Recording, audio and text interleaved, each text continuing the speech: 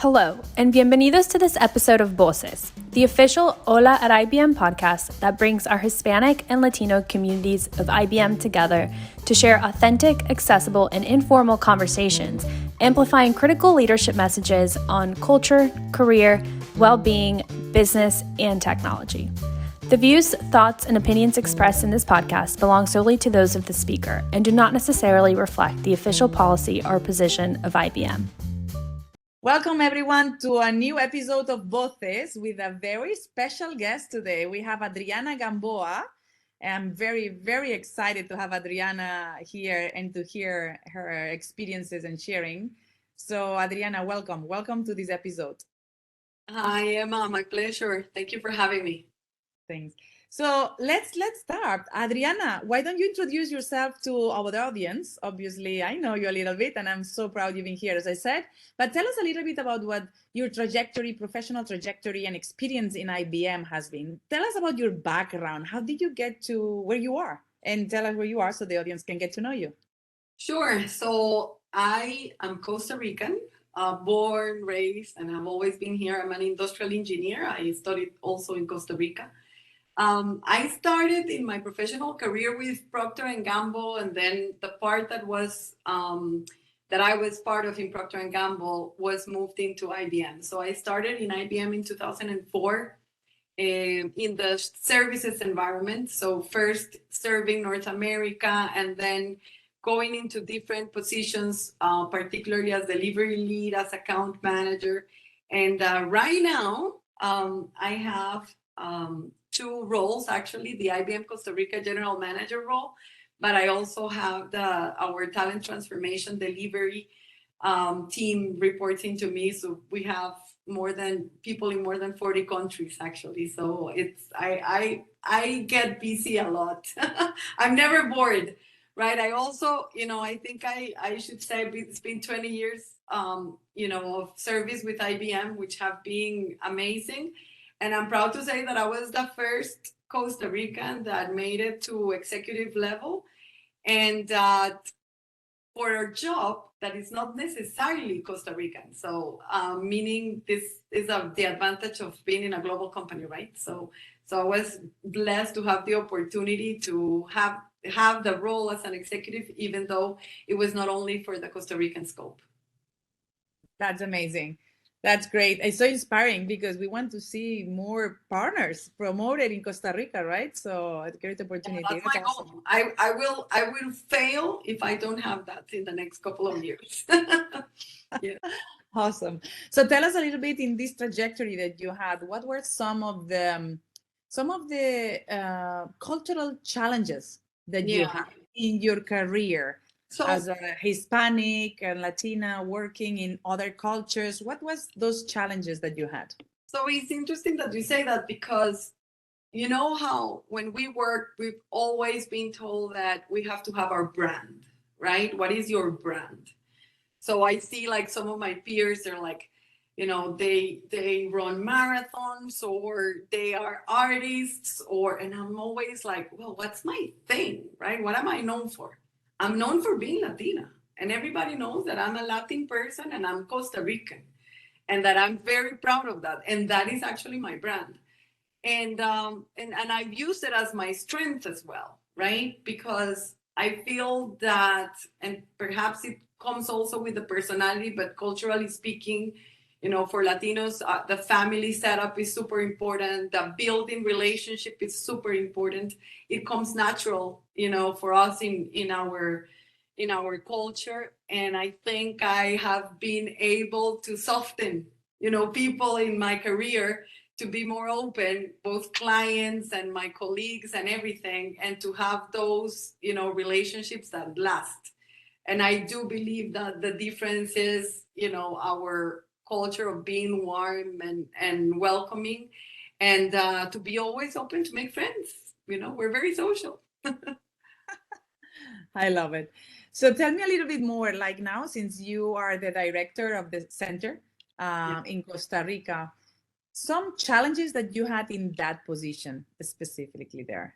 So I have to say, and these roles that I have are probably my dream jobs, and And I worked 20 years for it, right? So it have not come easy to me. But in the Costa Rica one, I think in particular, the priority for me is to create jobs that complement what IBM needs, right? So I keep it very objective in a sense of we will bring jobs to Costa Rica that make sense business-wise. And that is always a challenge, right? To get the seat on the table, to be able to be in the decision-making on what positions are going to be created, what are the gaps that the company has, and how to match that with the talent that we have in the country. Additionally, it also gives me the blessing of participating in roundtables and strategic plans for the country to create the skills of the future, right? So that is something that we can complement very good. And at the talent transformation piece as well, I think it has been about the dynamic delivery. I brought in a concept of trying to keep the competition globally, but that has business, acumen and business, I would say like the business case that is required. But more than, let's use this location versus the other one is where can we find the best talent, right?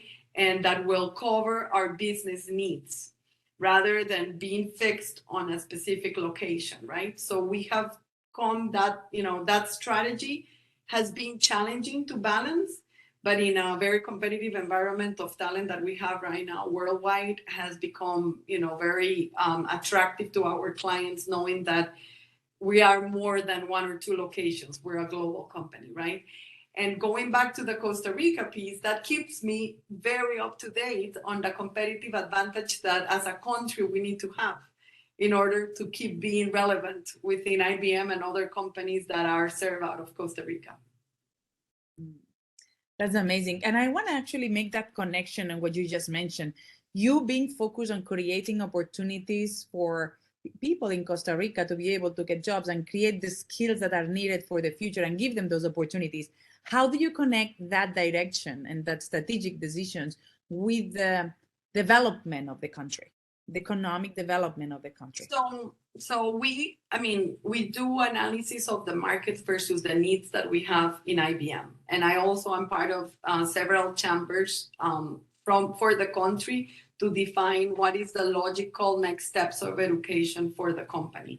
Being in a small country, that's the advantage. We have a lot of access to the government, to chambers of investments, etc., that allow us to get the voice heard by literally our president, on what is needed, because we become a very important part of the economy in Costa Rica from an employment perspective with the multinational companies. I do want to say one thing that it's important, and especially for Latinos all around the world, and that we have done this in Costa Rica, and I have a global role being sitting in Costa Rica. And Costa Rica, no surprise, is not a country that will move, the needle in profit for IBM. So you don't have to be in a huge economy in order to have a global role and to access to those opportunities. Imagine, for the guys that are, in countries like the US or UK, obviously much bigger economies, more opportunities will come. But every time that I hear the question like, well, but we're such a small center, or we're not creating a lot of opportunities about this or that country, is like, no, at the end, being part of this global ecosystem makes you, be able to participate in any of the opportunities and not be restricted because of where are you located or which business are you working for, right? So that has been also a good setup for Costa Rica, because we clearly not serve, the Costa Rica market. We serve mostly North America and in general the Americas market. That's great. And that connects me to what I had as my next question, which will be like, how is the experience of working with with global companies and with global markets, I should say, and being multicultural? Yeah, so That is an interesting question because there's no easy answer. And I think I would have answered it differently, 5 years ago, 10 years ago, 15 years ago, because there's been some evolution, right? And openness. But in general, I would say that there's always rules of engagement that will apply to every culture, right? Be kind, be respectful, and be sensitive, right? And from a professional perspective, be responsive, be accountable, be reliable. Those behaviors will always make a difference regardless of the culture that you're working with. However, there's stereotypes, right? There's stereotypes where I think I've had challenges. So for example, if I get too passionate about a situation, they say it's because of my culture, not because I should be mad about it, right? So obviously I've been very careful on making sure that my message comes clear and it's not confused to the fact that I'm Latina, right? Yeah. I think that comes, it's a little bit with the gender sometimes, like a Latina woman, for sure, it's outspoken and a little aggressive. Sometimes there's that stereotype. There's other stereotypes that I always tell people, to be very mindful of, like, hey, don't be late, and don't be late, to a meeting, to a deliverable, etc. Because they said, oh, like, that might come up as a cultural thing, right? So it is important to define that. And I was telling you that between, like I would have answered differently 5 years, 10 years ago, because I've struggled on the authenticity that you have to have. Like, how much do you have to fit into a culture versus be yourself, right? And depending on the maturity that you are in your career or the confidence that you have, you're trying to fit in. And now I am very much open on saying, you need to belong, not to fit in, right? To be yourself and ensure that you don't have to do or change a behavior to be able to be part of a team, but actually be yourself and understand that there are some social behaviors that will be common that will allow you to be on the table being your authentic self, right? So joking a little bit like we do, or talking about personal things that maybe in other cultures they're not as open, right? But try to be yourself as long as you're respectful and open and sensitive about the environment. But for the most part, I would say being in a multicultural environment has been a blessing more than a challenge, right? I think the challenge comes more from within you on your confidence, but really it's been a blessing. I've learned a lot about different cultures, and I'm proud to say that I have friendships all around the world, and true friendships that have lasted for many years because of that. But it has not been as easy. I talk about it now, but it has been a way in order to get to this confident self, or being, completely who I want to be without being afraid. That's awesome. That's great. So then, what do you think that are the advantages and disadvantages of the Hispanic community in the professional development? Mm-hmm.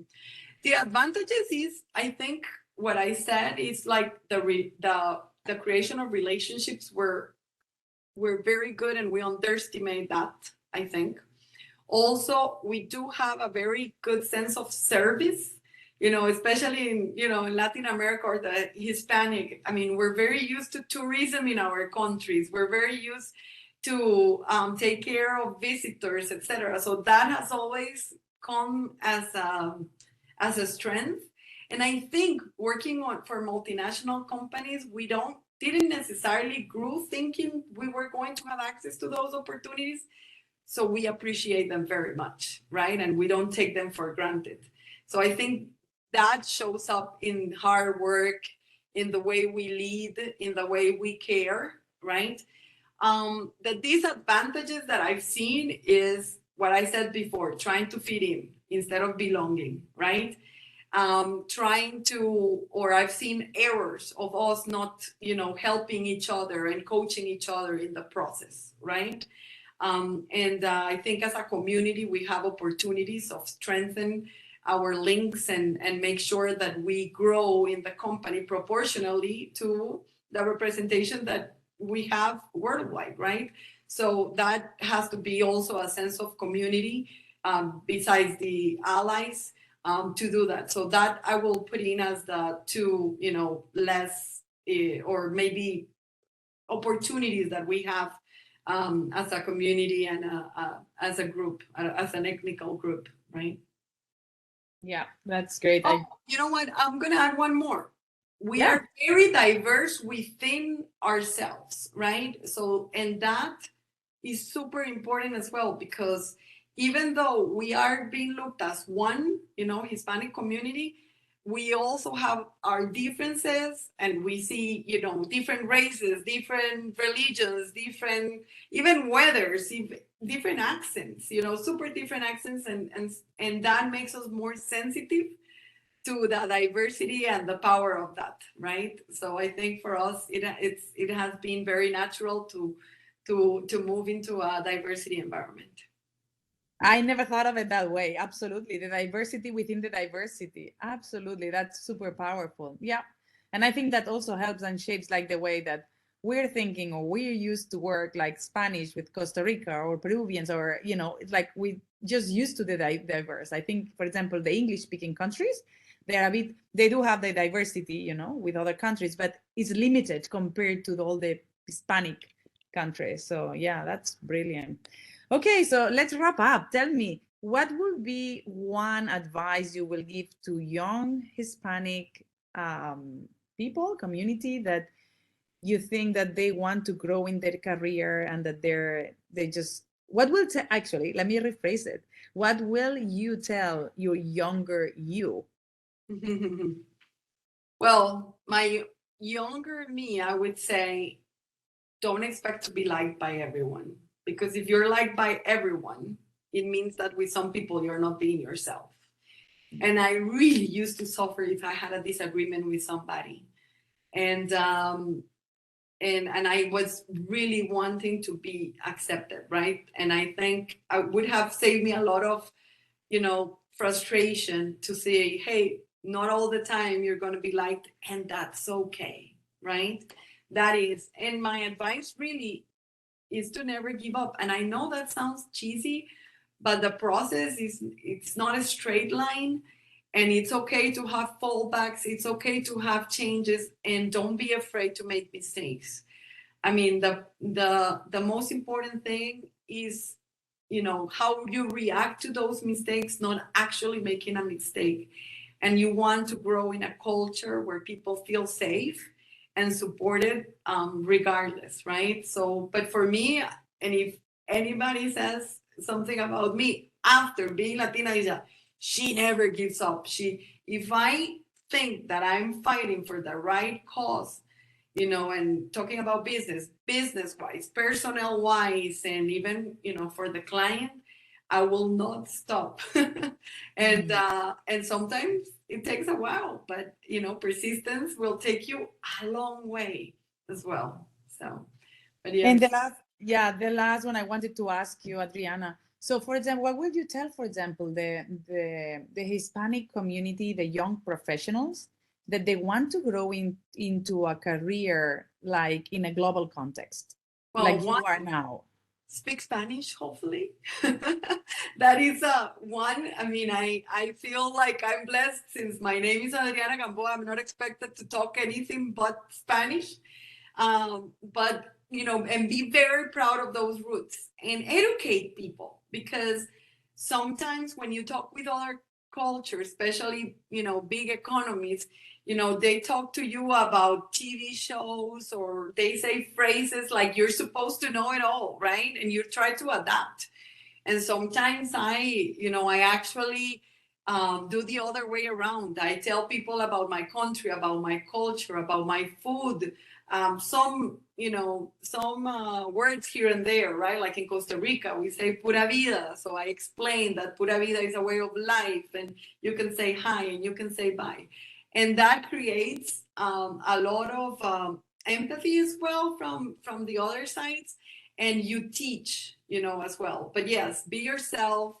obviously, I mean, and I do think hopefully speak Spanish because it will open a lot of doors. I've literally had got jobs because I speak Spanish, because I'm the only one with a specific skill that also speaks Spanish. So take that advantage. Don't deny those roots, and actually be extremely proud about it. And make sure that you bring more Latinos into it, more Hispanic population into it, because I think we're stronger as well as, we have our voice heard.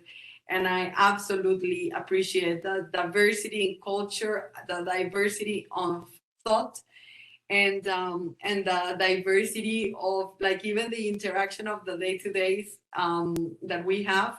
Every single culture brings their own flavor, right? And we're definitely one that is spicy. Thank you so much, Adriana. Such a good notes and so much fun that I had. And we look forward to have you again. Who knows? Different a specific topic. Why not? Correct. Yeah, I would love that, and definitely let's keep in touch so that we can bring that Hispanic power more often to the table. Absolutely. Well, pura vida. Pura vida. Thanks. Bye. Thank you for listening to another episode of Voces. Remember to subscribe to our YouTube and Spotify channels. You can find us as Voces so you don't miss any new episodes.